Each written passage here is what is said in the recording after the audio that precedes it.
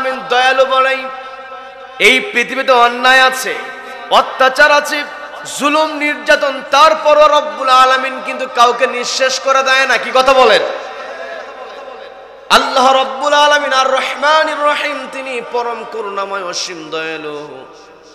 কিন্তু রব্বুল আলামিন তার পরিচয়টাকে এখানেই ক্ষান্ত করলেন না, পরের আয়াতে আমাদেরকে শিখিয়ে দিলেন মালিক ইয়াউমিদ্দিন। আল্লাহ হলেন বিচার দিবসের মালিক। এই দুনিয়াতে আমি আপনি বড় চেয়ারে বসে গিয়েছি, খেয়াল খুশি মতো আমি আপনি যা কিছু করতে পারি, কিন্তু আমাকে আপনাকে দাঁড়াতে হবে মালিক ইয়াউমিদ্দিন। যেই দিনের মালিক হবেন একজন, তিনি কে? সবাইকে বলতে হবে তিনি কে? আল্লাহ শুধু আমাকে আপনাকে যে পরকালীন জীবনের শাস্তি দিবেন তা নয়, আমাকে আপনাকে পরকালীন জীবনের সুখ দিবেন তা নয়, দুনিয়াতেও আমি আপনি সুখী হতে পারি। আবার দুনিয়াতে আমি আপনি যদি অন্যায় করি, একটা সময়ে আমাকে আপনাকে অবশ্যই শাস্তির মুখোমুখি হতে হবে। কি কথা বলেন? এই পৃথিবীতে যে যত বড়ই ক্ষমতা ধারক না কেন, যত বড়ই প্রভাবশালী মানুষ হোক না কেন, আল্লাহর পরিচয়টা হলো মালিক ইয়াউমিদ্দিন। আল্লাহ রাব্বুল আলামিন দুনিয়ার সব প্রভাব প্রতিপত্তিওয়ালা মানুষ, সাধারণ মানুষ, সবাইকে রব্বুল আলামিন ওই কিয়ামতের ময়দানে একত্রিত করবেন। যেই ময়দানে একত্রিত করা হবে, সেই ময়দানের নামটা হলো হাসরের ময়দান। কি কথা বলেন? আমি আমার আলোচনার সূচনায় পবিত্র কোরআনের 59 নম্বর সূরা হাসরের 18 নম্বর আয়াতে কারিমা তেলাওয়াত করেছি, যে আয়াতে রব্বুল আলামিন ঈমানদারদেরকে ডাক দিয়েছেন। আল্লাহ বললেন, ইয়া আইয়ুহাল্লাযীনা আমানু তাকুল্লাহা ওয়াল তানজুর নাফসুম মা قدمت لغد واتقوا الله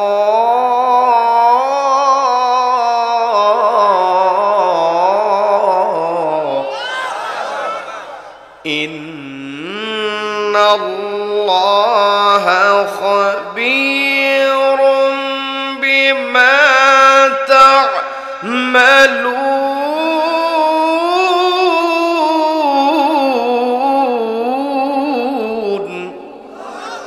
আল্লাহ রাব্বুল আলামিন স্পষ্টভাবে ঈমানদারদেরকে ডাক দিয়ে বলছেন, ইয়া আইয়ুহাল্লাযীনা আমানু, ওহে যারা ঈমান আনয়ন করেছে, তাকুল্লাহ, ভয় করো আল্লাহকে।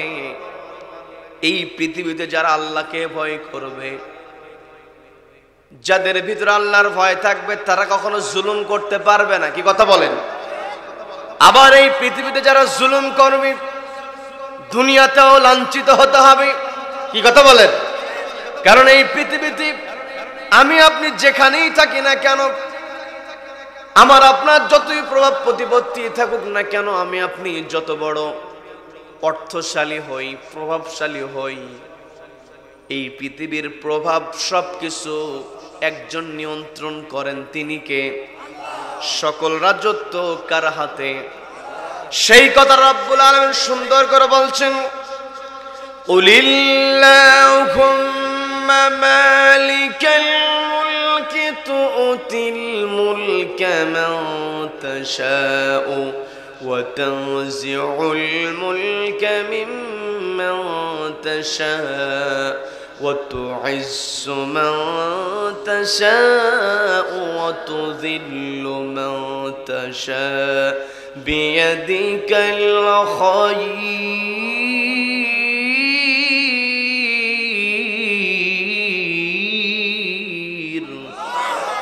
আল্লাহ রাব্বুল আলামিন বলছেন, ওগো নবী আপনি বলুন, কুল আল্লাহুম্মা মালিকাল মুলক, ওগো আল্লাহ আপনি হলেন রাজত্বের মালিক।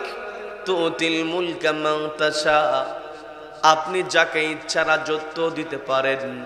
ওয়া তানজিউল মুলকা মিম্মান তাশা, আবার যার কাছ থেকে আপনি রাজত্ব কেড়ে নিতে পারেন। কি কথা বলেন? আল্লাহ রাব্বুল আলামিনকে ভয় করতে হবে। যেই ব্যক্তি আল্লাহকে ভয় করবে, আল্লাহ বলেন ইত্তাকুল্লাহ, আমি আল্লাহ, আমাকে ভয় করো। ওয়াল তানজুর নাফসুম মা কদ্দামাত লিগাদ, এবং তোমাদের নজর করা উচিত, চিন্তা করা উচিত। ওয়াল তানজুর নাফসুন, প্রত্যেকটা নফসের চিন্তা করা উচিত, মা কদ্দামাত লিগাদ, আগামী দিনের জন্য সে কি আমলে জমা করছে। এই পৃথিবীতে আমি আপনি যা কিছু করছি সবকিছু কিরামান কাতিবিন ইয়ালামুনা মা তাফআলুন, কিরামান কাতিবিন সম্মানিত ফেরেশতাদ্বয় আমার আপনার কাঁধের উপরে বসে বসে সবকিছু নোট করছে, লিপিবদ্ধ করছে। কি কথা বলেন? কোথায় আমি অন্যায় করলাম, কোথায় ভালো কাজ করলাম, কতটুকু ভালো কাজ, কতটুকু খারাপ কাজ, সবকিছু লিপিবদ্ধ হয়। আমি কোথায় অন্যায় ভাবে মানুষের উপরে জুলুম করছি, সবকিছু রব্বুল আলামিন ওই কিরামান কাতিবিন, দুইজন যে সম্মানিত লেখক আমার আপনার কাদের উপরে বসে লিখিত ডকুমেন্ট তৈরি করছে। কিয়ামতের কঠিন ময়দানে আমার আপনার আমলনামা আমার আপনার হাতে দিয়ে দেওয়া হবে। এই পৃথিবীতে হয়তো আমার আপনার দাপট থাকার কারণে আমি আপনি অন্যায় করছি, জোর জুলুম করছি, নিজের ক্ষমতাকে টিকিয়ে রাখার জন্য নিজের পছন্দ মতো লোককে ক্ষমতার জায়গায় বসিয়ে দিয়ে নিজের চেয়ারটাকে টিকিয়ে রাখার চেষ্টা করছি। এই পৃথিবীতে আমি আপনি যতই চেষ্টা করি না কেন, যতই ক্ষমতা দেখানোর চেষ্টা করি না কেন, আল্লাহ বললেন ওয়াতানজিউল মুলকা মিম্মান তাশা, রব্বুল আলামিন যার কাছ থেকে ইচ্ছা তার ক্ষমতা কেড়ে নিয়ে নেন। কি কথা বলেন? কি কথা বলেন? এই যে আমি আপনি যেই কাজগুলো করছি, আমলনামা জমা হচ্ছে, এই আমলনামাকে আমাদের কঠিন ময়দানে রব্বুল আলামিন আমার আপনার হাতে দিয়ে বলবেন ইকরা কিতাবাক, তোমার এই আমলনামাটা তুমি নিজেই পাঠ করো। কাফা বিনাফসিকাল ইয়াওমা আলাইকা হাসিবা, আজকে তোমার আমলনামা তোমার হাতে দিয়ে দেওয়া হয়েছে, এই আমলনামা দেখে বিচার করার জন্য তুমি যথেষ্ট। কি কথা বলেন? এই যে আমি আপনি নামাজের মধ্যে বলি মালিক ইয়াউমিদ্দিন, আল্লাহ হলেন। আজকে আমি আপনি আল্লাহকে বিচার দিবসের মালিক নামাজের মধ্যে বলছি, কিন্তু নামাজ শেষ করে দিয়ে আল্লাহকে ভুলে যাই। এই পৃথিবীতে আমার আপনার চরম শত্রু হলো শয়তান। সে চ্যালেঞ্জ নিয়েছে আল্লাহর কাছে, আমাকে আপনাকে পথভ্রষ্ট করবে। চ্যালেঞ্জ করেছে কি করে নাই? সবাইকে বলবো চ্যালেঞ্জ করেছে কি করে নাই? শয়তানের সবচাইতে বড় যেই কৌশল সেটা হলো মানুষের মনের মধ্যে সে অহংকার ঢুকিয়ে দেয়। অহংকার বড় মারাত্মক জিনিস। এই পৃথিবীতে অহংকার করার কোনো কিছু আমার আপনার নাই। আমি আপনি সকালবেলার রাজা, আবার দুপুরবেলা পালাতে হতে পারে। কি কথা বলেন? কি কথা বলেন? ফেরাউন কত দাপটওয়ালা ছিল, ফেরাউনকে নাকানি চুবানি দিয়া দুনিয়া থেকে বিদায় করেছেন কে? সবাইকে বলতে হবে কে বিদায় করেছেন?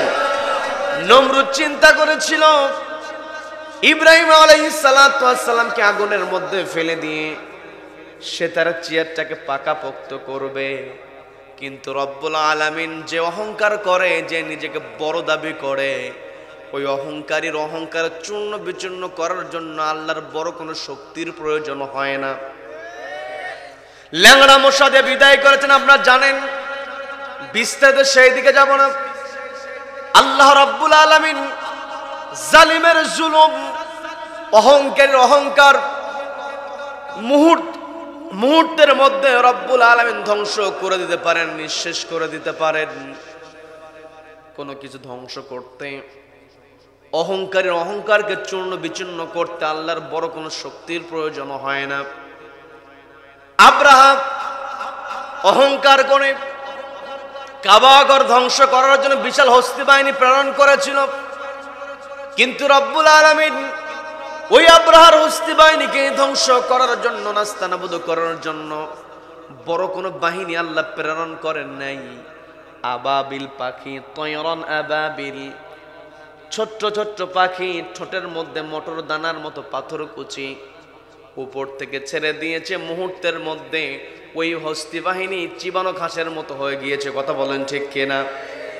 আবার দেখেন বদরের যুদ্ধে আল্লাহ তো চাইলে আবু জেহেল কি বড় কোন মুজাহিদের দ্বারা বড় কোন যোদ্ধার দ্বারা নাস্তানাবুদ করে দিতে পারতেন, কিন্তু আল্লাহ তা করলেন না।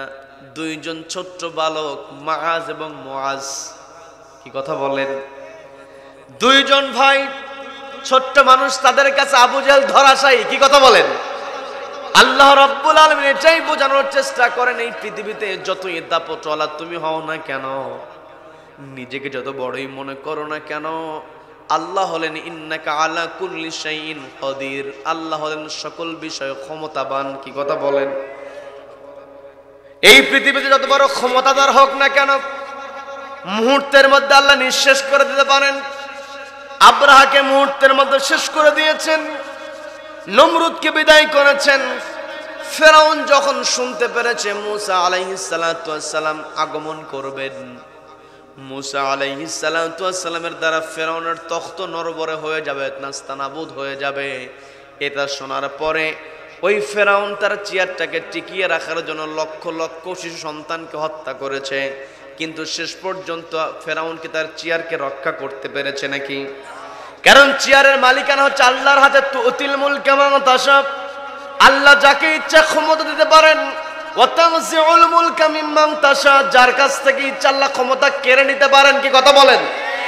এই ক্ষমতা কেড়ে নেওয়ার জন্য রবের বড় কোনো শক্তির প্রয়োজন হয় না, অতীত ইতিহাস থেকে আমরা দেখেছি। কিন্তু একেবারে 2024 সালে আমরা নিজেরা ইতিহাসের সাক্ষী হয়েছি।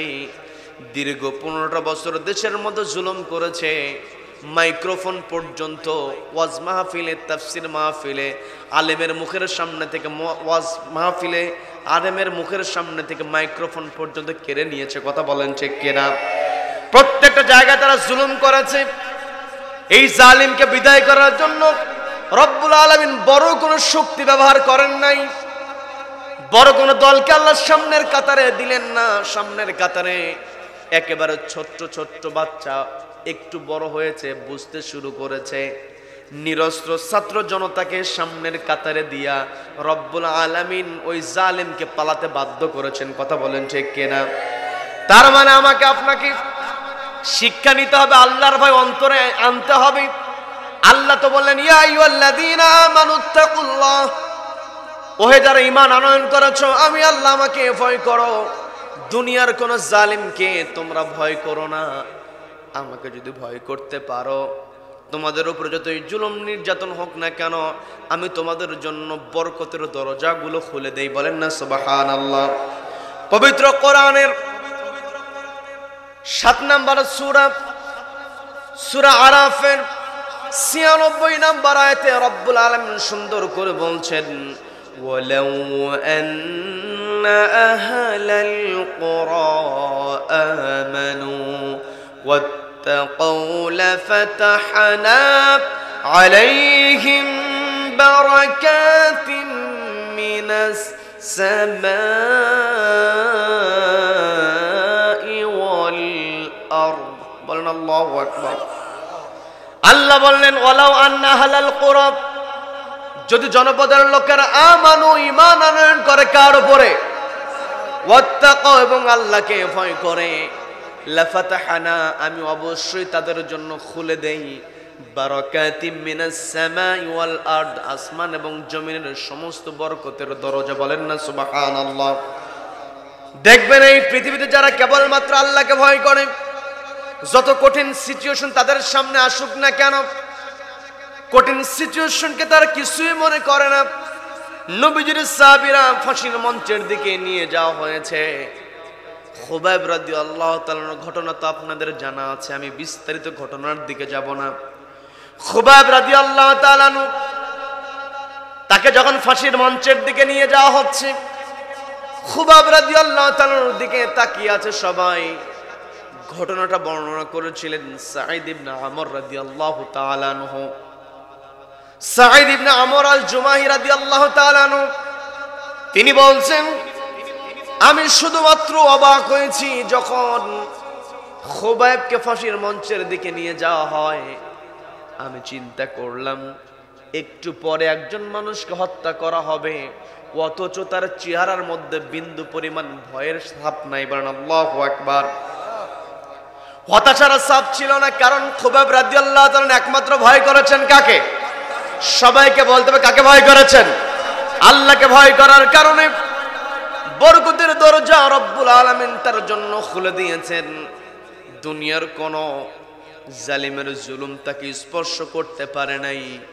আজ পৃথিবীর বুকে আমরা লক্ষ্য করে দেখেছি, এই যে আফগানিস্তানের উপরে কম জুলুম করা হয় নাই। কি কথা বলেন? দীর্ঘদিন আফগানিস্তানের উপরে জুলুম করা হয়েছে, এই যে হামাসের যোদ্ধাদের উপরে জুলুম করা হচ্ছে, কি কথা বলেন? তারপরও তারা পিছপা হয় না, একটাই কারণ তারা আল্লাহকে ভয় করে। আর যারা আল্লাহকে ভয় করে তাদের জন্য বরকতের দরজাগুলো খোলা। বলেন না সুবহানাল্লাহ। এই বাংলার জমিনে কত কঠিন সিচুয়েশন আমরা দেখেছি। এই যে আজকে হেডলাইন দেওয়া যে তাফসিরুল কোরআন মাহফিল, 2 দিন ব্যাপী তাফসিরুল কোরআন মাহফিল, গোটা দেশের মধ্যে আপনি যেখানেই যাবেন কোরআনের পাখি বলার সঙ্গে সঙ্গে যার নামটা চলে আসে তিনি হলেন শহীদ আল্লামা দুলাল হোসেন সাঈদী রাহমাতুল্লাহ আলাইহি। কি কথা বলেন? তিনি আল্লাহকে ভয় করেছেন, যার কারণে দুনিয়ার কোনো জুলুম তাকে স্পর্শ করতে পারে নাই। কি কথা বলেন? তাকে থামাতে পারে নাই, তাকে পিছন দিকে নিয়ে আসতে পারে নাই। দীর্ঘ 13টা বছর তিনি বন্দী অবস্থায় ছিলেন। আমরা যখনই তাকে দেখেছি আদালতে উঠানো হয়, বুকের মধ্যে তিনি কোরআনটা জড়িয়ে ধরেছেন। আবার সর্বশেষ যেই দিন তাকে হত্যা করা হলো, বিরক্ত হচ্ছেন নাকি আমার কথায়? যেই দিন তাকে হত্যা করা হয়েছে তার পূর্বের দিনে ষড়যন্ত্র করে ওই জেলখানা থেকে বের করে নিয়ে অ্যাম্বুলেন্সে করে নিয়ে যখন হসপিটালে আনা হলো, কোরআনের পাখি দীর্ঘ 13টা বছর বন্দী ছিলেন। অ্যাম্বুলেন্স থেকে যখন তাকে নামানো হলো, তিনি নেমে সবাইকে লক্ষ্য করে সালাম দিলেন।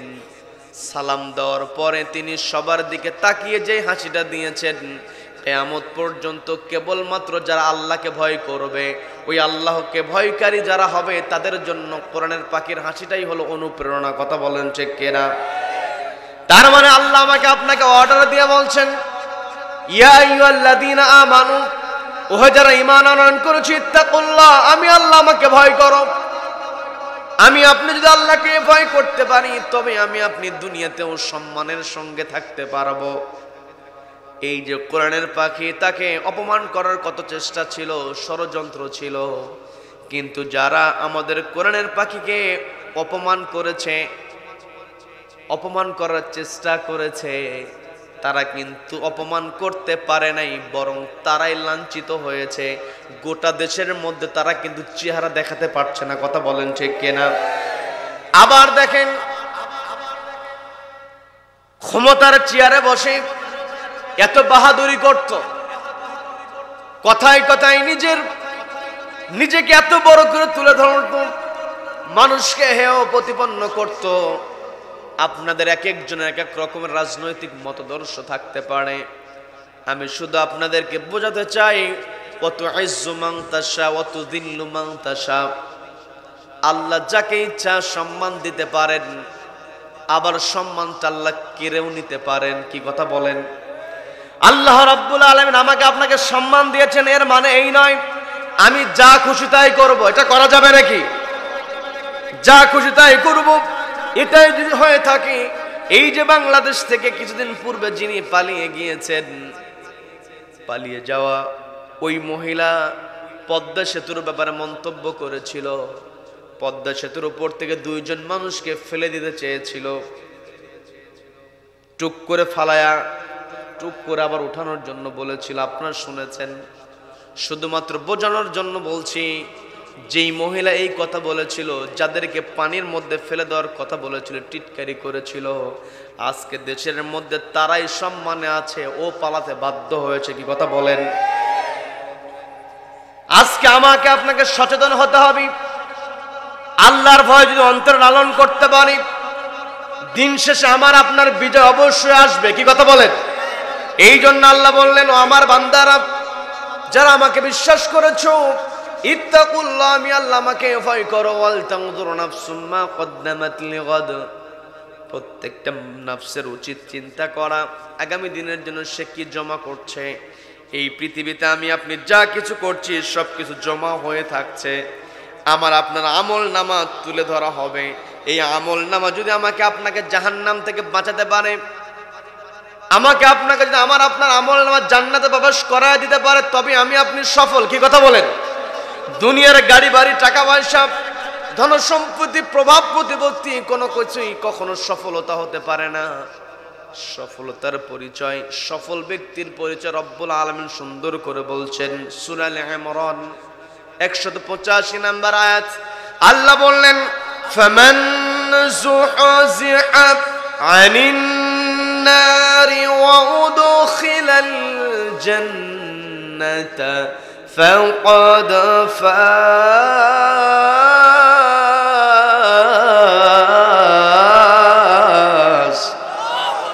আল্লাহ বলেন, ফামান যুহজিহা আনিন নার, যেই ব্যক্তি নিজেকে জাহান্নামের আগুন থেকে বাঁচাতে পারবে, ওয়া উদখিলাল জান্নাহ, এবং জান্নাতে প্রবেশ করতে পারবে, ফাকাদ ফাজ, সেই ব্যক্তি সফল কাম।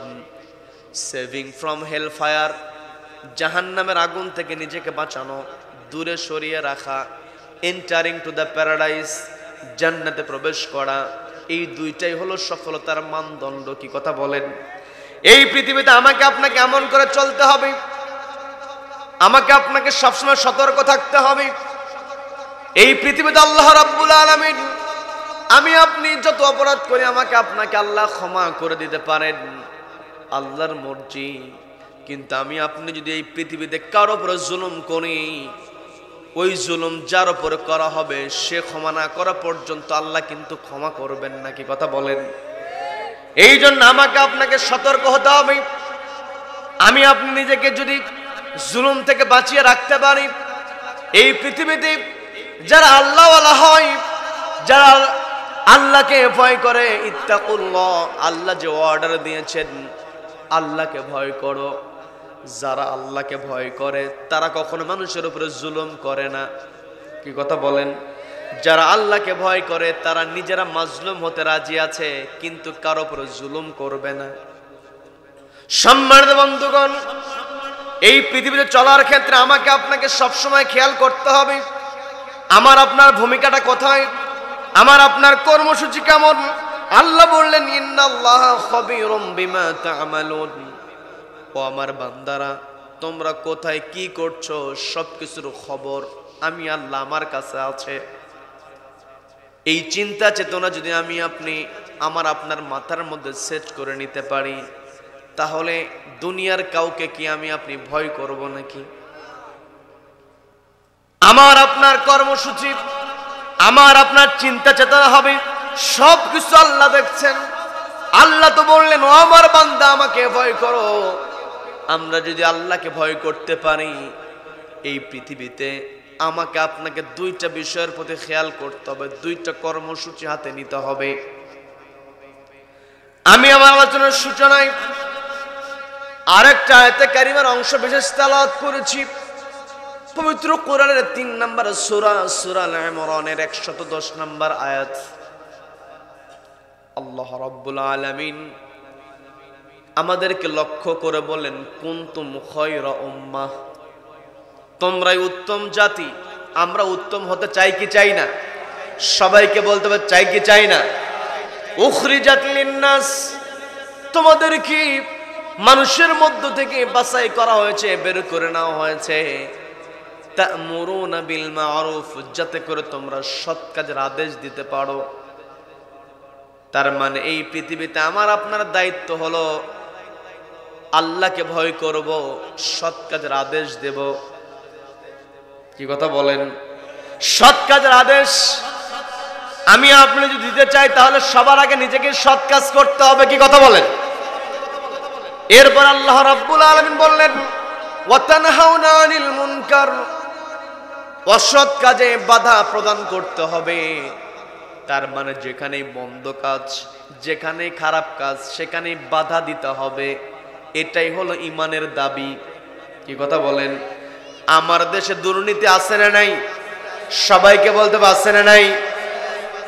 অফিসার কলমের খোঁচা দিয়া লক্ষ লক্ষ টাকা, কোটি কোটি টাকা আত্মসাৎ করে, আছে না নাই? এই অন্যায়ের বিরুদ্ধে আমার আপনার প্রতিবাদ করার দরকার আছে না নাই? আমাকে আপনাকে সতর্ক হতে হবে, আমাকে আপনাকে সচেতন হতে হবে।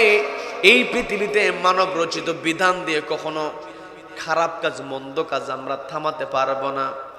আমি আপনি যদি মন্দ কাজ বন্ধ করতে চাই, কোরআনের বিধান ছাড়া মন্দ কাজ কখনো বন্ধ করা সম্ভব নয়। আজকে আমি আপনি কোরআন তেলাওয়াত করছি, কোরআন তেলাওয়াত শুনতে ভালো লাগে।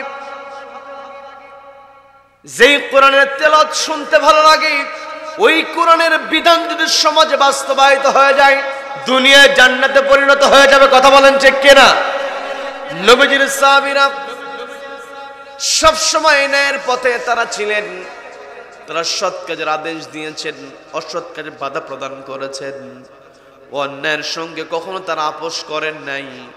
এই পৃথিবীতে আমি আপনি সৎ কাজ করব, আমি আপনি সৎ কাজ করব। সৎ কাজ বিভিন্ন ক্যাটাগরির হতে পারে। আপনি একজন অন্ধ মানুষ, রাস্তার এপার থেকে ওপার যেতে পারছেন, আপনি তাকে যদি রাস্তা হাত ধরে রাস্তা পার করে দেন, এটাও কিন্তু ভালো কাজ। কি কথা বলেন?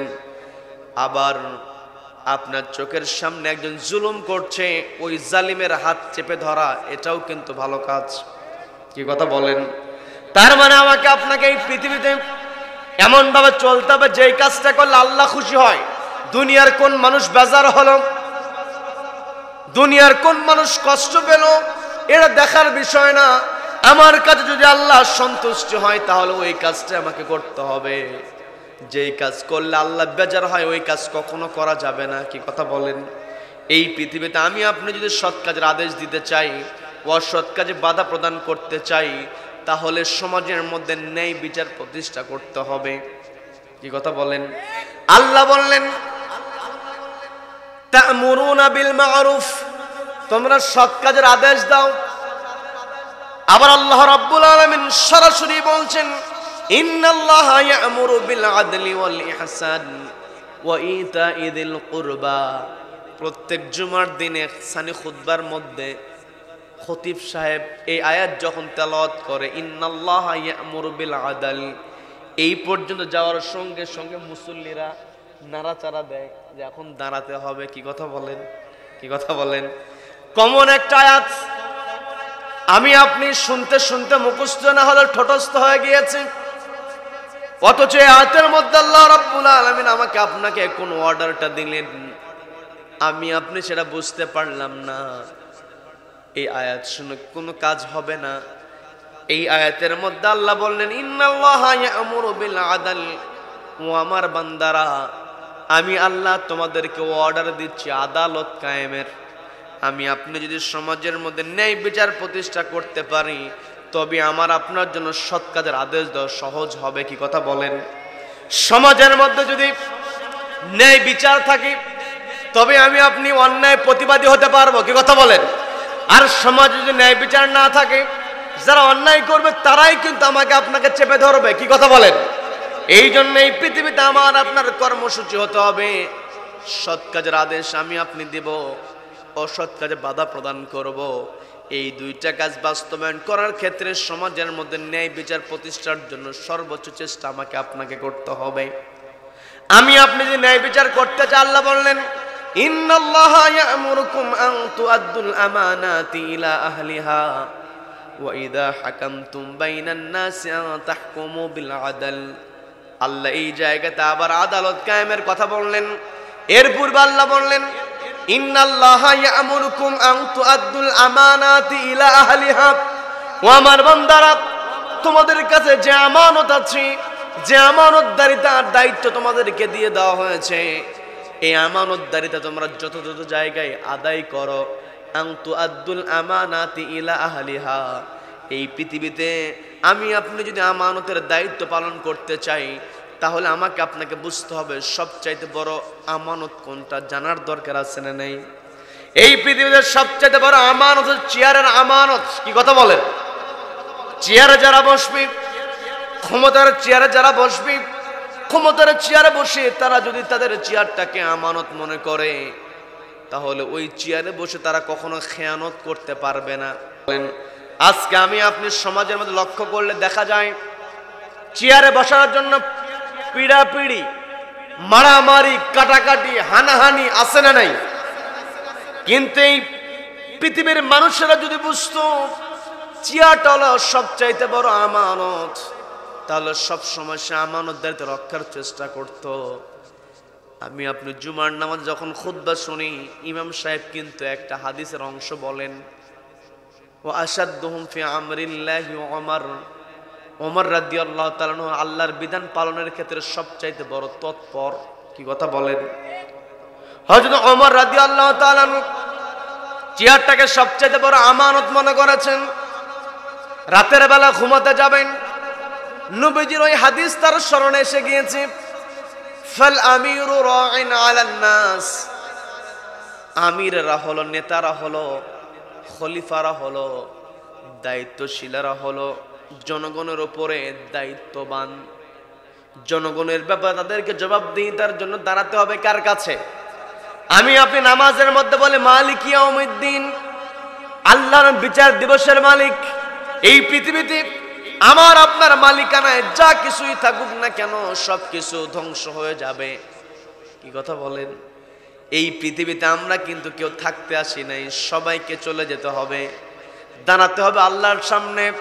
ওই আল্লাহর সামনে দাঁড়ানোর পূর্বে যদি আমি আপনি আমানতের ব্যাপারে সচেতন হতে না পারি, ন্যায় বিচার প্রতিষ্ঠার জন্য যদি কাজ করতে না পারি, শুধু একাকী নামাজ পড়লাম, রোজা রাখলাম, হজ করলাম, যাকাত দিলাম, একাকী ইবাদত করার নাম ইসলাম নয়।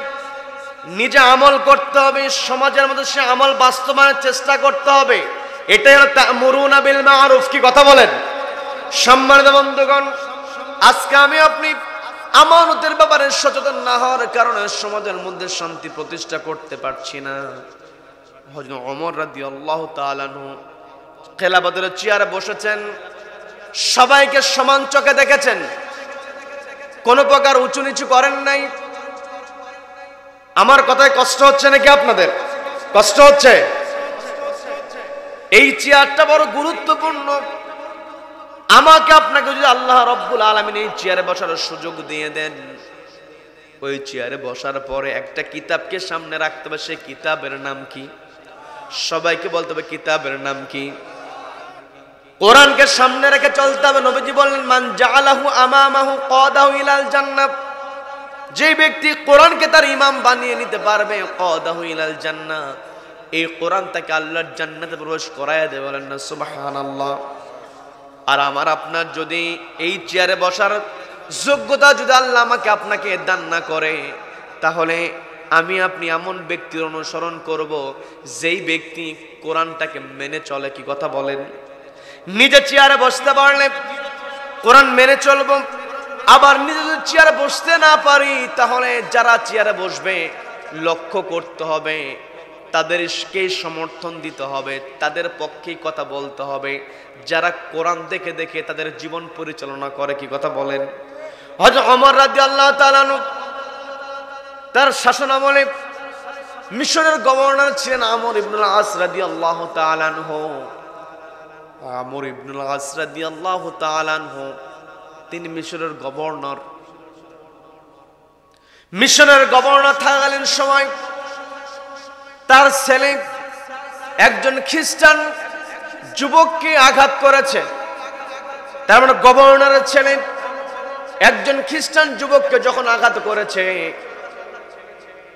ওই খ্রিস্টান মানুষটা ছিল গরিব মানুষ, যুবকটা ছিল গরিব।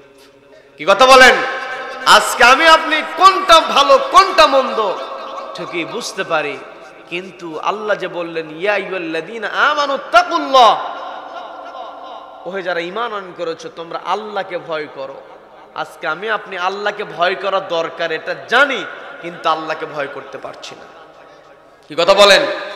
আল্লাহকে কেউ ভয় করলে, যেই ব্যক্তির ভিতরে আল্লাহর ভয় থাকবে, ওই ব্যক্তি কি এই কথা বলতে পারে যে স্যার গুলি করি একটাকে, ওই একটাই যায় বাকিটি থেকে যায়, এমন কথা ছিল কি ছিল না? ছিল কি ছিল না? তার মানে যদি ওর ভিতরে আল্লাহর ভয় থাকতো, ও এইরকম কথা কখনো বলতে পারত? সম্মানিত বন্ধুগণ, আমি যে কথায় ছিলাম, বোঝার চেষ্টা করতে হবে। আমার আপনার দায়িত্বটাকে আল্লাহকে ভয় করার পর আমার আপনার দায়িত্ব হলো সৎ কাজের আদেশ দেওয়া, অসৎ কাজে বাধা প্রদান করা। অসৎ কাজে বাধা প্রদান করতে হলে অবশ্যই ন্যায় প্রতিষ্ঠা করতে হবে। আমি বলতে নিয়েছিলাম, মিশরের গভর্নর আমর ইবনুল আস রাদিয়াল্লাহু তাআলা আনহু, তার ছেলে একজন খ্রিস্টান যুবককে আঘাত করেছে। গরিব মানুষ চিন্তা করছে, গভর্নরের কাছে যদি বিচারটা দিয়ে দেই, হিতে বিপরীত যদি হয়, দেখবেন বর্তমান সময়ে অপরাধ যে করে ওর দাপটি বেশি। কি কথা বলেন? অপরাধ করে চোরের মায়ের বড় গল, একটা কথা আছে না নাই? ওই যে যুবক তার বাবার সঙ্গে পরামর্শ করেছে, সাহস পায় নাই গভর্নরের কাছে বিচার দেবে। যে গভর্নরের কাছে যদি বিচার দেওয়া হয়, ছেলে যদি আবার আক্রমণ করে তাহলে কোথায় যাবে? কিন্তু পাশেই তো ছিল মুসলমান। মুসলমানের দায়িত্ব হলো যেখানে অন্যায় দেখবে সেখানে অন্যায়টাকে প্রতিহত করবে। যেখানে মাজলুম থাকবে মুসলমানের দায়িত্ব হলো মাজলুমের পক্ষে দাঁড়াবে, জালিমের বিরুদ্ধে কণ্ঠটাকে উঁচু করবে। কথা বলেন ঠিক কিনা? জালিমের বিরুদ্ধে যদি আমি আপনি কণ্ঠকে উঁচু করতে পারি, আল্লাহর উপর তাওয়াক্কুল করে জালিমের বিরুদ্ধে যদি কথা বলতে পারি, জালিমের যত পাওয়ার থাকুক না কেন, যত শক্তি থাকুক না কেন, ওই জালিম নিজেকে শেষ পর্যন্ত রক্ষা করতে পারে না। কি কথা বলেন? এই যে 24 সাল আমরা যেটা দেখলাম, প্রশাসনে এমন ব্যক্তিদেরকে বসানো হয়েছে 14 গোষ্ঠীর হিসাব নিয়ে, গোষ্ঠীর কে কোন দল করে এগুলো সব কিছু দেখায়া তারপরে কিন্তু চেয়ার বসাইছে। কি কথা বলেন? কি কথা বলেন? কিন্তু তারপরও যখন দেশের মানুষ, ছাত্র জনতা যখন জালিমের বিরুদ্ধে সোচ্চার হয়েছে, আল্লাহ তখনই বরকত দিয়ে এই দেশের মধ্যে সুন্দর একটা পরিবেশ দান করেছেন। কথা বলেন ঠিক কিনা? এই জন্য আমার আপনার দায়িত্ব হবে, আমার আপনার চিন্তা হবে সৎ কাজের আদেশ দেব, অসৎ কাজে বাধা প্রদান করব। এই দুইটা কাজ যদি আমি আপনি করতে পারি, তবে আমি আপনি মাজলুমের পক্ষে দাঁড়াতে পারবো। কি কথা বলেন? মাজলুমের পক্ষে আমাকে আপনাকে দাঁড়াতে হবে। একজন মুসলমান গিয়ে ওই খ্রিস্টানকে বলছে, ওমরের শাসনামল চলছে, তোমার সন্তানকে বিনা অপরাধে আঘাত করা হয়েছে, এটার বিচার দেখতে চাই, বিচার দায়ের করো। ওই খ্রিস্টান বলছে, আমি গভর্নরের কাছে বিচার দেব সাহস পাই না, হিতে যদি বিপরীত হয়ে যায়। এই কথা বলার পরে ওই মুসলিম বলছে, তাহলে তুমি হয়তো ওমরের সঙ্গে সাক্ষাৎ করতে পারো, হয়তো ওমরের কাছে গিয়ে তুমি তোমার বিচারটা দিতে পারো। হয়তো ওমর রাদিয়াল্লাহু তাআলার কাছে গিয়ে যখন বিচার দেওয়া হলো, হয়তো ওমর রাদিয়াল্লাহু তাআলা যখন সবকিছুই শুনতে পেলেন, আমর ইবনুল আস রাদিয়াল্লাহু তাআলা আনহু এবং তার ছেলে দুইজনকে তিনি ডেকে পাঠালেন। ডাকার পরে মুখোমুখি করলেন, জিজ্ঞাসাবাদের পরে যখন জানতে পারলেন সত্যিই আমর ইবনুল আস রাদিয়াল্লাহু তাআলার সন্তান এই গরিব খ্রিস্টান যুবককে আঘাত করেছে, হযরত ওমর বলতেছেন, তোমাকে যেমন করে এই গভর্নরের ছেলে আঘাত করেছে, তুমি অনুরূপভাবে একে আঘাত করবে না। আল্লাহু আকবার। এটার নামই ইসলাম। কি কথা বলেন? আজকে আমার দেশে যদি এইরকম বিচার থাকতো, এমপির সঙ্গে সম্পর্ক ভালো আছে, মাঝে মধ্যে একটা সেলফি উঠাতে পেরেছে, ওই সেলফিকে পুঁজি করে এলাকার মানুষের উপরে জুলুম করেছে, এমন ঘটনা দেশের মধ্যে ছিল কি ছিল না? আজকে আমার দেশে সবচাইতে বড় যেই জিনিসের অভাব, সেটা হলো আমাদের ভিতরে জবাবদিহিতার ভয় নাই। আমি আপনি যেখানে আছি সেখান থেকে যদি জবাবদিহিতার ভয় আমার আপনার অন্তর লালন করতে পারতাম, আমি আপনি চেয়ারে বসেছি, চেয়ারটাকে যা খুশি ব্যবহার করার কোনো উপায় নাই। ইসলামের আরেকজন খলিফা ছিলেন, নাম হলো ওমর ইবনে আব্দুল আজিজ রাহিমাহুল্লাহ। ওমর ইবনে আব্দুল আজিজ রাহিমাহুল্লাহ, যাকে বলা হয় ইসলামের পঞ্চম খলিফা। ইসলামের পঞ্চম খলিফা উপাধি তিনি এমনিতেই পান নাই। তিনি যখন তার চেয়ারে বসেছেন, চেয়ারটাকে সবচাইতে বড় আমানত মনে করেছেন। তার খেলাফতের সময়, তার শাসন আমলে তিনি একদিন রাতের বেলা জেলখানার কিছু কর্মচারীদেরকে নিয়ে একটা মিটিং করছেন দেশ পরিচালনার জন্য, অন্যায় দূর করার জন্য, ওয়াতানহাউনা আনিল মুনকার, সমাজ থেকে অন্যায় কাজ দূর করার জন্য জেলখানার দরকার আছে না নাই? সবাইকে বলতে পারছে না নাই? জেলখানায় থাকবে ভালো মানুষ না খারাপ মানুষ? সবাইকে বলতে ভালো মানুষ না খারাপ মানুষ? কিন্তু আমার দেশে খারাপ মানুষের পরিবর্তে ভালো মানুষকেও জেলে যেতে হয়েছে। কি কথা বলেন?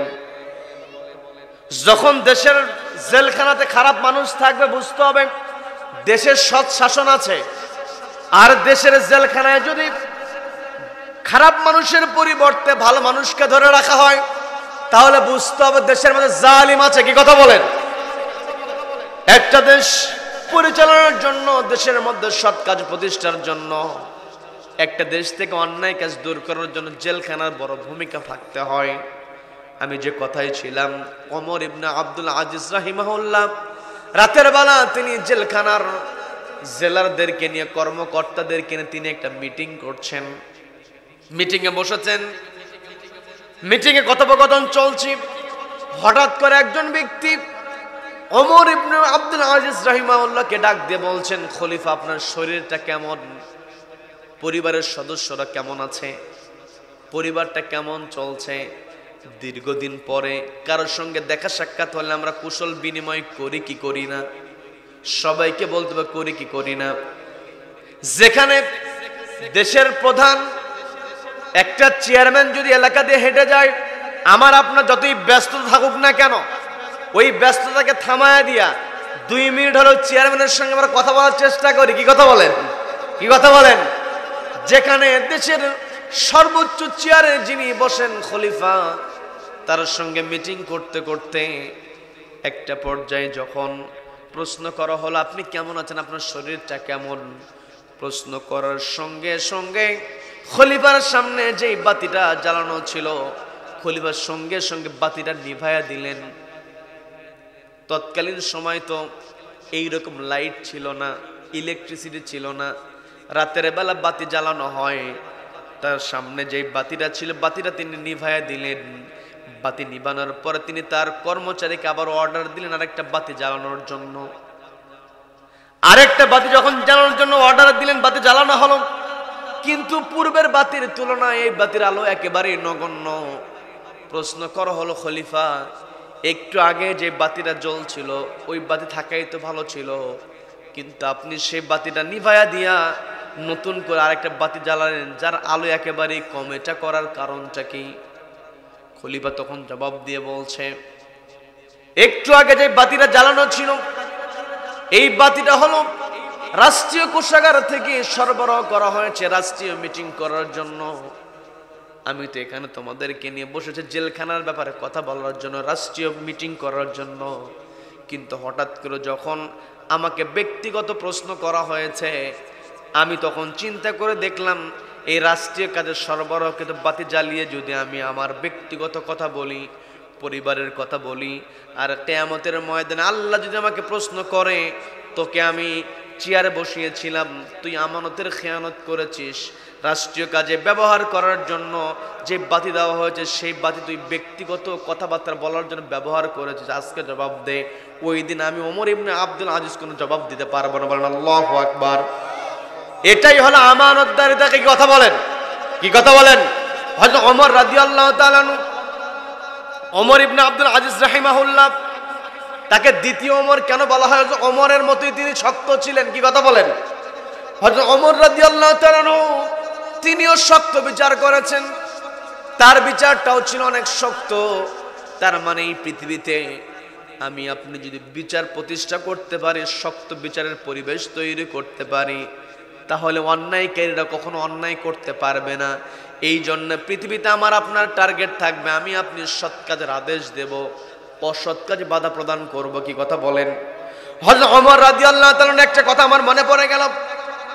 হযরত ওমর রাদিয়াল্লাহু তাআলা চেয়ারটাকে কেমন আমানত মনে করেন, একটু বোঝার চেষ্টা করবেন। এই চেয়ারের বিন্দু পরিমাণ অপব্যবহার তিনি করেন নাই। তিনি একদিন তার আসনে বসে আছেন, তার দরবারে বসে আছেন, হঠাৎ করে দুইজন বালক হাজির হয়েছে। দুইজন বালক একজন যুবককে টেনে হিসেবে ওমরের দরবারে হাজির করেছেন। হযরত ওমর রাদিয়াল্লাহু তাআলা দুইজন বালককে বলতেছে, কি ব্যাপার, তোমরা দুইজন মিলে এই যুবককে টেনে হিসেবে নিয়ে আসার কারণটা কি? জবাব দেওয়া হলো, এই যুবক আমাদের দুইজনের পিতাকে হত্যা করেছে। আমরা এসেছি আপনার কাছে হত্যার বিচারের জন্য, আপনি আমাদেরকে বিচার দিবেন। হযরত ওমর রাদিয়াল্লাহু তাআলা ওই যুবককে প্রশ্ন করলেন, ও যুবক, তোমার বিরুদ্ধে যে দুইজন বালক অভিযোগ দিল তুমি নাকি এদের পিতাকে হত্যা করেছো, অভিযোগ সত্য নাকি? যুবক জবাব দিয়ে বলছে, হ্যাঁ, অভিযোগ সত্য। কোন প্রকার দ্বিধা ছিল না তার মধ্যে। হযরত ওমর দেখলেন, আমার খেলাফতকালে আমার রাজত্বে কেউ যদি নিজের হাতে আইনটা উঠায় নেয়, কেউ যদি কাউকে হত্যা করে ফেলে, হত্যার বদলে হত্যা কোরআনের মধ্যে বিধান দিয়েছেন কে? আন-নাফসু বিন-নাফস। হযরত ওমর প্রশ্ন করলেন, তুমি এদের পিতাকে হত্যা করেছো, স্বীকার করেছো, তোমার রায়টা দেওয়া আমার জন্য সহজ। কারণ আসামি যখন তার অপরাধ স্বীকার করে নেয়, ওই অপরাধের শাস্তি দেওয়া কিন্তু কঠিন আর থাকে না, সহজ হয়ে যায়, কারণ আসামি নিজেই স্বীকার করেছে। কি কথা বলেন? হযরত ওমর বলতেছেন, তুমি তোমার অপরাধ স্বীকার করেছো, তোমার বিচারটা আমি এই মুহূর্তে করে ফেলতে পারি, কিন্তু রায়টা দেওয়ার পূর্বে তোমার সঙ্গে একটু কথা বলতে চাই। সেটা হলো, তুমি যে এদের পিতাকে হত্যা করেছো এর কারণটা কি? ওই যুবক জবাব দিয়ে বলছে, আমিরুল মুমিনিন, আমার তো ইচ্ছা ছিল না এই দুইজনের পিতাকে হত্যা করার, আমার কোনো ইচ্ছা ছিল না। হযরত ওমর বললেন, তোমার ইচ্ছা ছিল না, তারপর তুমি হত্যা করেছো, কারণটা কি? যুবক বলতেছে, আমিরুল মুমিনিন, আমি মুসাফির মানুষ, দীর্ঘ পথ পাড়ি দিয়ে আমি ক্লান্ত হয়ে গিয়েছি। ক্লান্ত হওয়ার পরে আমার চোখে ঘুম ঘুম ভাব চলে এসেছে। আমি আমার উটের পিঠে চলছিলাম, যখন আমার চোখে ঘুম ঘুম ভাব চলে আসলো, আমি আমার যাত্রাটাকে বিরতি দিলাম। আমি উট থেকে নেমে গেলাম। নেমে গিয়ে যখন বিশ্রামে গিয়েছি, ঘুমিয়ে পড়েছি। গভীর ঘুমের মধ্যে আমি আচ্ছন্ন হয়ে পড়েছি। এরপরে যখন আমার ঘুমটা ভেঙে গেল, জেগে যাওয়ার পরে আমি লক্ষ্য করে দেখলাম, যেই উটের উপরে চলে আমি আমার দীর্ঘ পথ অতিক্রম করছি, সেই উটটাকে আমি যেখানে রেখেছি সেই জায়গাতে আমার উটটা নাই। আমি পেরেশান হয়ে গেলাম, উটটা কোথায়? এই মরুভূমির মধ্যে যদি আমি আমার উটটা হারিয়ে ফেলি, তাহলে আমি আমার গন্তব্যে কেমন করে পৌঁছবো? এই জন্য আমি আমার উটটাকে খুঁজতে লাগলাম। খুঁজতে খুঁজতে গিয়ে আমি গিয়ে একটা জমির কিনারে গিয়ে দেখি আমার উটটা মৃত অবস্থায় পড়ে আছে। আমি লক্ষ্য করে দেখলাম আমার উটটাকে জখম করা হয়েছে, তীব্র আঘাত করা হয়েছে। আমার বুঝতে বাকি রইল না, কেউ না কেউ আমার উটটাকে আঘাত করে হত্যা করেছে। আমি খুঁজতে লাগলাম, কে আমার উটটাকে হত্যা করলো।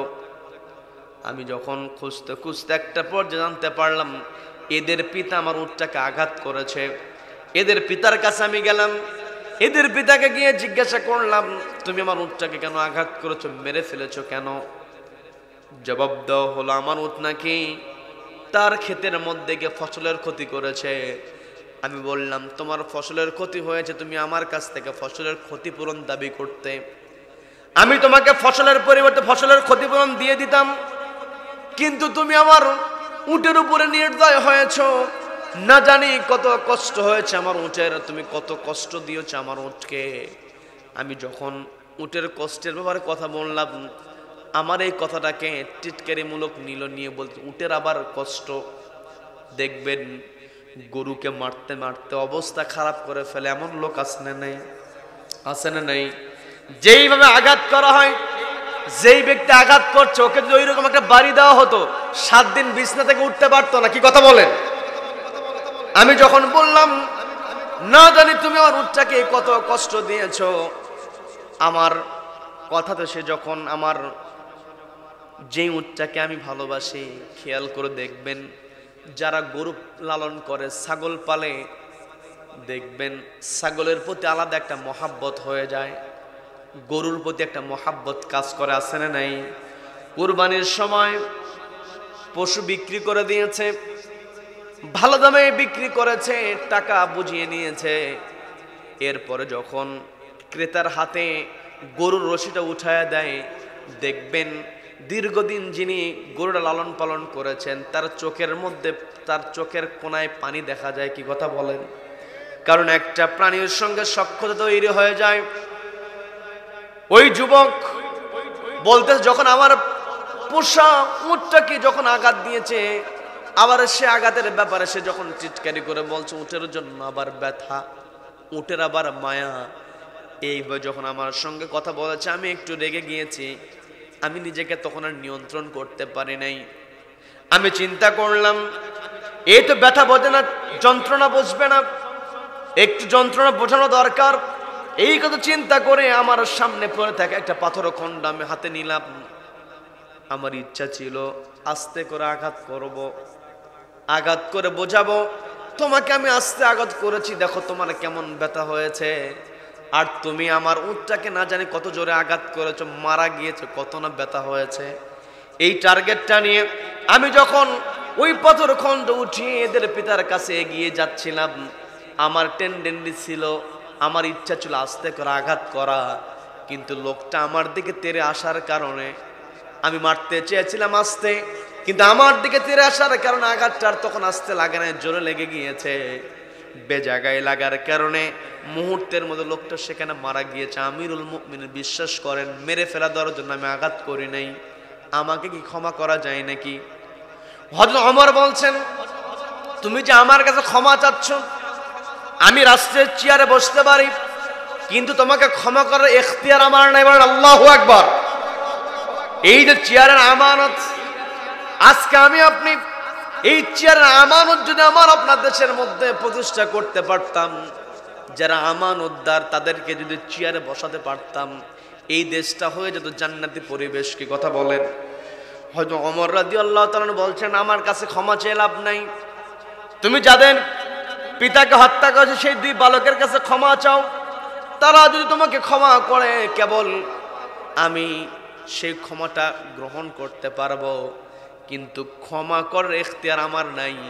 ওই যুবক দুই বালককে লক্ষ্য করে বলল ভাই সবই তো শুনলে, তোমাদের পিতাকে হত্যা করার কোনো টেন্ডেন্সি আমার ছিল না, কিন্তু দুইজন বালক বলছি তুমি তোমার উটের মায়ার কথা বললাম, উটকে আঘাত করা হয়েছে, উট কষ্ট পেয়েছে সেই কথা তুমি বলেছো, আর আমাদের পিতাকে তুমি আঘাত করেছো, আমরা তোমাকে ক্ষমা করব না, হত্যার বদলে হত্যা, আমিরুল মুমিনিন আমরা কোনো ক্ষমা করতে পারবো না, আপনার কাছে আসামি নিয়ে হাজির হয়েছি, আসামি আপনাকে বুঝিয়ে দিয়েছি, আমরা এর ফয়সালা চাই, বিচার চাই। বলেন আল্লাহু আকবার। ছোট্ট বালক সরাসরি দেশের প্রধানমন্ত্রী যিনি, দেশের রাষ্ট্রপতি যিনি, সর্বোচ্চ চেয়ারে যিনি বসে আছেন, বালকেরা নির্ভয়ে কথা বলছে, একটাই কারণ ওই রাষ্ট্রপতির অন্তরের মধ্যে রয়েছে কার ভয়? আমি কিন্তু শুরুই করেছিলাম, আল্লাহ বলছেন ইয়া আইয়ুহাল্লাযীনা আমানুত্তাকুল্লাহ, ওহে যারা ঈমান আনয়ন করেছো ভয় করো কাকে? যেই রাষ্ট্রপতির অন্তরে আল্লাহর ভয় থাকবে ওই রাষ্ট্রপতি কোনো অপরাধীকে ক্ষমা করার সাহস পাবে না। কথা বলেন ঠিক কিনা? কিন্তু আমার দেশে আমরা দেখেছি দাগি আসামি নিজের দলের হওয়ার কারণে রাষ্ট্রপতি সাধারণ ক্ষমা ঘোষণা করে, আছে না নেই? মালিক ইয়াউমিদ্দিন, যেই দিন আল্লাহ বিচার কায়েম করবেন, আলাইসাল্লাহু বিআহকামিল হাকিমিন, ওই দিন হবেন আল্লাহ চূড়ান্ত বিচারক।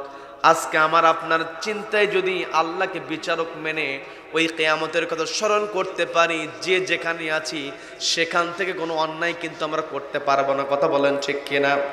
হযরত ওমর রাদিয়াল্লাহু তাআলার সঙ্গে যখন দুইজন বালক কথা বলছে, আমরা কোনো ক্ষমা করতে পারবো না, পিতার হত্যার বিচার আমরা দেখতে চাই, হত্যার বদল হত্যার বিধান আমরা দেখতে চাই। হযরত ওমর বলতেছেন ও যুবক তুমি সত্য বলেছো, আমার তো ক্ষমা করার কোনো সুযোগ নাই, এই দুই বালক যেহেতু তোমাকে ক্ষমা করে নাই, কাজেই তুমি অপরাধ করেছো। তুমি যেহেতু উটের পরিবর্তে মানুষকে হত্যা করেছো, তুমি যদি আমার কাছে এসে বিরক্ত হচ্ছেন নাকি? বিরক্ত হচ্ছেন? তুমি যদি আমার কাছে এসে উট হত্যার পরে যদি আমাকে এসে বলতে উটের হত্যার বিচার যদি আমাকে দিতে, তাহলে তোমাকে আমি উটের একটা উটের পরিবর্তে আর একটা উটের ব্যবস্থা করে দিতাম। কি শেষ করে দেব নাকি? ওখানে কথা বলতে শেষ করে দেব? শেষ করে দেব? সম্মান দিইনি ভাইরা, যে কথাই ছিলাম, হযরত ওমর রাদিয়াল্লাহু তাআলা বলছেন, যেহেতু তুমি হত্যা করে ফেলেছি, এটার পরিবর্তে আমার কাছে উট দাবি করলে ব্যবস্থা করে দিতাম, কিন্তু তুমি যে তা করলে না। তা না করে তুমি উটের পরিবর্তে মানুষকে হত্যা করেছ। কাজে হত্যার বদলে হত্যা, এই বিধানটা দিয়েছেন একজন, তিনি কে? সবাইকে বলতে হবে তিনি কে। আজকে আমার দেশে হত্যা আছে না নাই? সবাইকে বলতে হত্যা আছে না নাই? আজকে যদি আমি আপনি দেশের মতো হত্যা বন্ধ করতে চাই, ওয়াতানহাউনা আনিল মুনকার, হত্যার মতো অসৎ কাজ যদি আমি আপনি বাধা দিতে চাই, বন্ধ করতে চাই, আজকে কোরআনের আলোকে একজন হত্যাকারীকে যদি হাইকোর্টের সামনে অথবা বাইতুল মুকাররমের সামনে একটা হত্যাকারীকে যদি প্রকাশ্যে কল্যাণ নাই করে দেওয়া হতো, বাকি হত্যাকারীর এমনিতে সোজা হয়ে যেত। কথা বলেন ঠিক কিনা? এই কথাগুলো বললে হুজুরেরা খারাপ হয়ে যায়। কি কথা বলেন? সম্মানিত বন্ধুগণ, যে কথাই ছিলাম, হযরত ওমর রাদিয়াল্লাহু তাআলা বলছেন, তুমি যেহেতু মানুষ হত্যা করে ফেলেছো, কাজেই তোমাকে ফাঁসির কাস্টে ঝুলতে হবে, তোমাকে মৃত্যু বরণ করতে হবে। ওই যুবক বলছে, আমিরুল মুমিনিন, আপনি আমার মৃত্যুর অর্ডার দিয়েছেন, আমি মৃত্যুর অর্ডারের বিরুদ্ধে কোনো কথা বলবো না, এতে আমার কোনো আপত্তি নাই। তবে আমার একটা চাওয়া আছে, সেটা হলো আমাকে আগামী জুমার দিন পর্যন্ত বাড়ি যাওয়ার একটা সুযোগ দিতে হবে। আমি আগামী জুমার দিন পর্যন্ত আপনার কাছ থেকে প্যারোলে মুক্তি চাই। আমার দেশে প্যারোলে মুক্তির সিস্টেম আছে না নাই? আছে না নাই? প্যারোলে মুক্তির সিস্টেম আমার দেশে আছে, কিন্তু নিজের পছন্দের লোক না হলে সেই মুক্তি দেওয়া হয় না। কি কথা বলেন? আজকে আমার আপনার ভিতরে আল্লাহর ভয় না থাকার কারণে নিজের অবস্থানকে শক্ত করার জন্য আমি আপনি নিজে আইন বানিয়ে ফেলেছি। অথচ আল্লাহ বলেন, ইনিল হুকমু ইল্লা লিল্লাহ, এই জমিনে আল্লাহর হুকুম ছাড়া অন্য কারো হুকুম চলবে না। সম্মানিত বন্ধুগণ, যখন হযরত ওমর রাদিয়াল্লাহু তাআলা ফাঁসির অর্ডার দিয়ে দিলেন, যুবক আপত্তি করলো না, কিন্তু যুবক দাবি করল, আগামী জুমার দিন পর্যন্ত আমাকে প্যারোলে মুক্তি দিতে হবে। হযরত ওমর বলতেছেন, তোমাকে যে আমি প্যারোলে মুক্তি দেব, বাড়ি যাওয়ার সুযোগ দিব, আগামী জুমার দিন পর্যন্ত তুমি আমার কাছ থেকে রুখসত নিয়ে যেতে পারো, কিন্তু তুমি যদি জুমার দিন হাজির না হও, তুমি যদি হাজির না হও, তাহলে আমি বিচারটা কেমন করে দিব? তোমাকে আমি বাড়ি পর্যন্ত দিতে পারি, শর্ত হলো তোমার পরিবর্তে একজন জিম্মাদার নিয়োগ করতে হবে। কারণ বাড়িতে গিয়ে কি সমস্যা কোনো? কারণ বাড়িতে গিয়ে তুমি তোমার আত্মীয় স্বজন, কাছের মানুষ, তাদের সঙ্গে সাক্ষাৎ করার পরে তোমার মনটা ঘুরে যেতে পারে। কারণ এই পৃথিবীতে সকালবেলা ভালো দেখা যায়, বিকালবেলা খারাপ হয়ে যায়, এমন নজির আছে না নেই? যখন হযরত ওমর রাদিয়াল্লাহু তাআলা বললেন, তুমি বাড়িতে গিয়ে তোমার সন্তান সন্ততি পরিবারের সদস্যদের সঙ্গে দেখা সাক্ষাৎ হওয়ার পর তুমি হাজির নাও হতে পারো, তখনই যুবক বলতেছে, আমিরুল মুমিনিন, আমি আমার ব্যক্তিগত কোনো কাজে আমার বাড়িতে যেতে চাই না, আমি আমার বাড়িতে যেতে চাই আমার আমানতদারিতা রক্ষা করার জন্য। বলেন আল্লাহু আকবার। হযরত ওমর রাদিয়াল্লাহু তাআলা বললেন, আমানতদারিতা তুমি বিষয়টা খুলে বলো। যুবক বলতেছে, আমিরুল মুমিনিন, আমার বাবা যখন দুনিয়া থেকে বিদায় হয়ে গিয়েছেন, আমার বাবা দুনিয়া থেকে বিদায় হওয়ার সময় কিছু আমানত আমার কাছে রেখে গিয়েছিলেন, যে আমানতটা আমার ভাইকে বুঝিয়ে দেওয়া দরকার ছিল, আজও পর্যন্ত আমি বুঝিয়ে দেই নাই, কিন্তু আমি ছাড়া দুনিয়ার কেউ আর এটা জানে না। এই জায়গায় যদি আমার মরণটা হয়ে যায়, আমি তো আমানতের খেয়ানতকারী হয়ে যাব। কাজে আমি আপনার কাছে অনুরোধ করে আগামী জুমার দিন পর্যন্ত আমাকে একটু রুখসত দিয়ে দেন। এই কথা বলার পরে ওমর রাদিয়াল্লাহু তাআলা বললেন, তোমাকে এতক্ষণ মনে করেছিলাম তুমি সত্যবাদী বালক, এখন দেখছি তুমি আমানতদার। তোমার মধ্যে সত্যবাদিতা আছে, আমানতদারিতা আছে, সবকিছু আমি বুঝতে। আবু যর গিফারি রাদিয়াল্লাহু তাআলা আনহু তিনি জিম্মাদারি গ্রহণ করলেন। জুমার দিন পর্যন্ত ওই যুবককে বাড়িতে যাওয়ার অনুমতি দেওয়া হলো। যুবক বাড়িতে রওনা হয়েছে। আবু যর গিফারি রাদিয়াল্লাহু তাআলা জিম্মাদারি গ্রহণ করেছেন, নির্ধারিত জুমার দিন হাজির হয়েছে। ওই যুবকের কোনো খবর নাই। ওই দুই বালক হযরত ওমর রাদিয়াল্লাহু তাআলার কাছে এসে বলছেন, আমিরুল মুমিনিন, আমরা আসামিকে আপনার হাতে বুঝিয়ে দিয়েছি, আপনি আসামিকে ছেড়ে দিয়েছেন। আমার পিতা দুনিয়া থেকে বিদায় হয়েছে, পিতাকে হত্যা করা হয়েছে, হত্যার বদলে হত্যা, এর বিধান আমরা চাই। আমাদের চোখের সামনে আমার পিতার হত্যার বিচার চাই। এই কথা যখন বলা হলো, ওমর রাদিয়াল্লাহু তাআলা তিনি কোনো কথা বললেন না। ওই দুই বালকের কথা শুনে আবু যর গিফারিকে ডাক দিয়ে বললেন, আবু যর গিফারি, তুমি তো জিম্মাদারি গ্রহণ করেছো, চেনা নাই জানা নাই। ওই যুবক তো এখন আসে না, নামাজের পূর্বে যদি এসে যায় তাহলে তো হয়েই গেল, যুবকের ফাঁসি কার্যকর হবে। কিন্তু যদি যুবকটা নামাজের আগে না আসে তাহলে নামাজ শেষে তোমাকে কিন্তু ফাঁসির কাজটা ঝুলতে হবে। আবু যর গিফারি বললেন যে আপনি বিচার ফায়সালা করেন কার হুকুম দিয়া? সবাইকে বলেন, কার হুকুম? আপনি আল্লাহর হুকুমে আমার বিচার ফায়সালা করবেন, এতে আমার কোনো আপত্তি নেই। বলেন আল্লাহু আকবার। নামাজের পরে তারপর যুবকের কোনো খবর নাই। চূড়ান্ত রায়, একবার চূড়ান্ত মুহূর্ত, ফাঁসি হয়ে যাবে আবু যর গিফারি। এমত অবস্থায় সবাই যে তাকিয়ে আছে, হঠাৎ করে মাঝখান থেকে একজন চিৎকার দিয়ে উঠেছে। এখনো যে আমি কথা বলছি, মাঝখান থেকে কেউ যদি চিৎকার দিয়ে ওঠে, আপনারা কিন্তু আমার দিকে না তাকায় তার দিকে তাকাবেন। কি কথা বলেন? মাঝখান থেকে যখন একজন চিৎকার দিয়ে উঠেছে, প্রশ্ন করা হলো চিৎকারকারীকে, তোমার চিৎকার করার কারণ কি? আমরা সবাই আবু যর গিফারির চিন্তায় পেরেশান, তুমি চিৎকার করো কেন? ওই চিৎকারকারী জবাব দিয়ে বলছে, তোমরা তো সব আবু যর গিফারির দিকে তাকিয়ে আছো, অথচ আমি এখনো পর্যন্ত পথের দিকে তাকিয়ে আছি। বলেন না সুবহানাল্লাহ, সুবহানাল্লাহ। ওই যে দেখো দূর পথে কে যেন ঘোড়া দাবড়িয়ে এগিয়ে আসছে, একটু অপেক্ষা করি, একটু অপেক্ষা করি। ওমরকে বলা হলো, আমিরুল মুমিনিন, আমরা অপেক্ষা করে দেখি তো ওই সাওয়ারিটা তো যুবক হলেও হতে পারে। হযরত ওমর রাদিয়াল্লাহু তাআলা তখন বললেন, তোমরা আমার কাছ থেকে অনুমতি চাইছো, আমি তো এই বিচারের রায়ও দিয়েছি, রায় কার্যকারিতার ঘোষণাও দিয়েছি। এখন এই মুহূর্তে এই রায়ের কার্যকারিতা থামানোর অধিকার আমার নাই। দুই বালক যদি অনুমতি দেয় তবেই বিচারের কার্যকারিতা থেমে যাবে। আল্লাহু আকবার, আল্লাহু আকবার। হযরত ওমর রাদিয়াল্লাহু তাআলা তিনি চাইলেই বলতে পারতেন, ঠিক আছে অপেক্ষা করা হোক, কিন্তু এই জায়গাতে ইখতিয়ার দুইজন ইয়েতিম বালকের, এটাই তো হচ্ছে আমানতদারিতা। কি কথা বলেন? কি কথা বলেন? এটা হচ্ছে চেয়ারের আমানতদারিতা। হযরত ওমর রাদিয়াল্লাহু তাআলা যদি বলতেন অপেক্ষা করি, তাহলে ওই দুই বালক কিন্তু কোনো অভিযোগ করতো না। কিন্তু তারপরও চেয়ারে বসে কেউ কিছু বলুক আর না বলুক, আমার আপনার দায়িত্ব হলো চেয়ারে বসে চেয়ারে যথাযথ হক আদায় করা। কি কথা বলেন?